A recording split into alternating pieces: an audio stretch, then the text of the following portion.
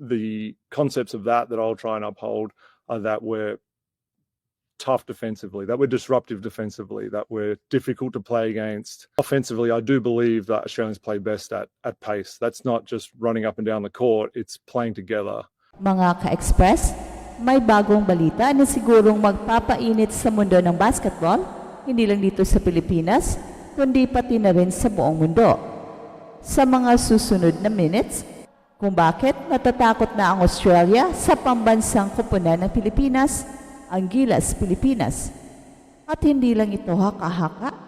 Well, sa katunayan, may nangyaring malaking pagbabago sa kanilang coaching staff na siyang nagpapahiwatig na may matinding pag-alala sila na maaring gawin ng Gilas sa darating na mga international tournaments.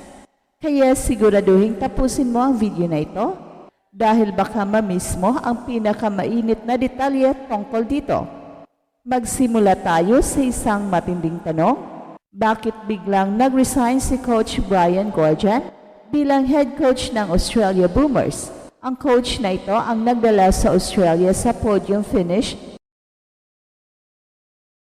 sa Tokyo Olympics kung saan nagtapos sila ng bronze medal, a historic moment para sa kanilang bansa. Pero ngayon, bigla silang nawala sa eksena. Oo, may mga ulat na nagsasabing kusang loob ang kanyang pag-alis, pero marami ang naniniwala na isa itong coaching shake-up na may halong takot at paghahanda, lalo na sa pag-usbong ng Gilas Pilipinas sa ilalim ng isang veterano at stratehikong utak na si Coach Tim Cone. Para sa mga tunay na basketball fanatics, hindi na bago ang banggaan ng dalawang mahuhusay na coaches, Coach Tim Cone at Coach Brian Goorjian. Sino ba naman ang makakalimot sa epic Best of 7 Final Series sa pagitan ng Barangay Ginebra at Bay Area Dragons? Isang seryeng sumiklab hindi lang sa court, kundi pati na rin sa social media at sports news.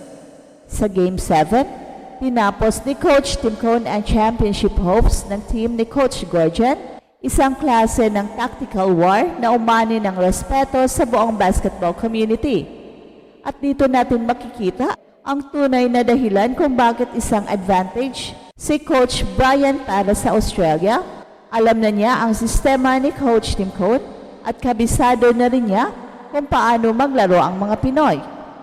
Pero ngayon, nawala na ang advantage na yan. Pinalitan si Coach Goorjian ng isang bagong mukha, si Coach Adam Capon.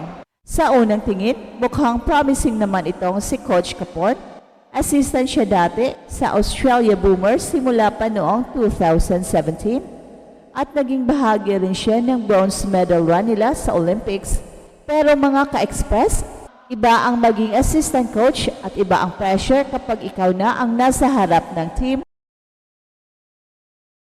bilang head coach. At higit sa lahat, wala pa siyang karanasan na direktang nakalaban si Coach Tim Cone. Hindi sapat ang panonood ng mga game tapes ng Gilas o ng Barangay Ginebra para makabuo agad ng depensa laban sa isang napaka-komplikadong sistema na kilala sa triangle offense, creative switching at unpredictable execution. Well, sa madaling salita, para itong pagsusulit kung saan hindi sapat ang magbasa lang ng reviewer, kailangan mo talaga ng actual experience.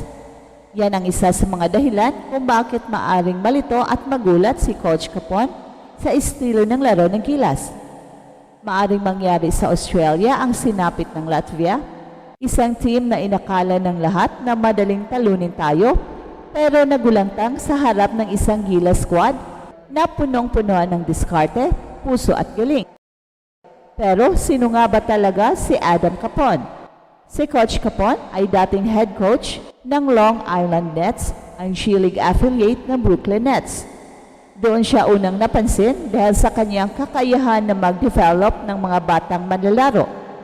Mula 2021 hanggang 2024, naging bahagi siya ng Brooklyn Nets bilang assistant coach. Medyo magulo ang panahong yon para sa Nets dahil sa mga internal conflicts at player issues, pero malaking learning experience ito para sa kanya. At pagkatapos nito, Napunta siya sa Washington Wizards bilang assistant coach bago tuluyang itinalaga bilang bagong head coach ng Australian Boomers. Mukhang impressive ang kanyang resume pero mga ka-express, iba ang NBA sa FIBA. Iba ang pace, iba ang rules at higit sa lahat, iba ang puso ng mga Pinoy kapag naglalaro para sa bayan. Hindi mo yan matutunan sa G League at ang malaking tanong, sapat ba ang experience ni Coach Capon para harapin ang isang Gilas team under Coach Tim Cone?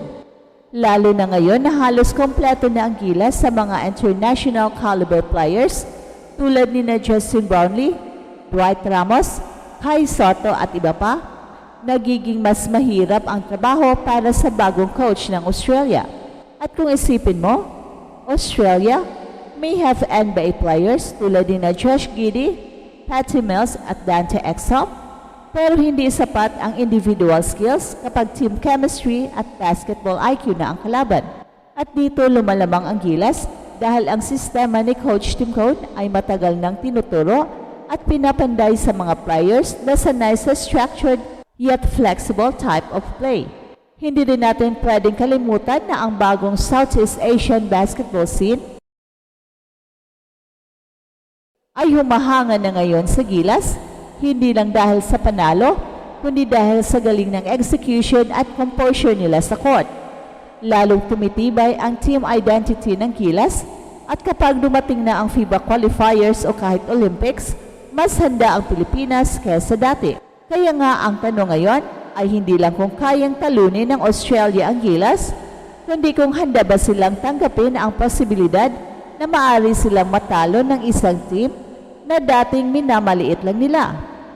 Ang coaching transition sa kanilang team ay isang malinaw na senyales na may kailangang baguhin, may kailangang paghandaan, at may kinatatakutan. At yan ay ang bagong anyo ng Gilas. At sa mga susunod na buwan, masusubukan ang kakayahan ni Coach Capon. Makikita natin kung kaya niyang buuin ang sariling sistema niya o kung susubukan niyang ulitin ang ginawa ni Coach Gorgian. Pero isang bagay ang malinaw, nawala na ang familiarity advantage ng Australia laban sa Pilipinas at kapag humarap sila sa Gilas, siguradong hindi na ito magiging madali. Mga ka-express, malinaw na ang coaching shake-up ng Australia ay hindi simpleng pagbabago lang, isa itong hakbang na may dalang tensyon at paghahanda. Ang pag-alis ni Coach Bryant na may malalim ng kaalaman sa estilo ng Gilas at kay Coach Tim Cone ay nagbukas ng bagong kabanata para sa Boomers. Pero kasabay nito, nawala rin ang isang malaking advantage nila pagdating sa familiarity at taktika ng laban kontra Pilipinas. Sa pagpasok ni Coach Adam Capon, isang bagong sistema ang posibleng itayo, pero hindi ito agad-agad na maipapatupad, lalo na't wala pa siyang direktang karanasan sa kalibre ng coaching ni Coach Tim Cone. Well, sa kabilang banda, habang nag-a-adjust pa ang Australia sa bagong liderato, patuloy ang pagsasanay pwersa ng Gilas Pilipinas. At eto ang Express Info kung saan bawat kwento, ginulat ang mundo. Don't forget to like and subscribe.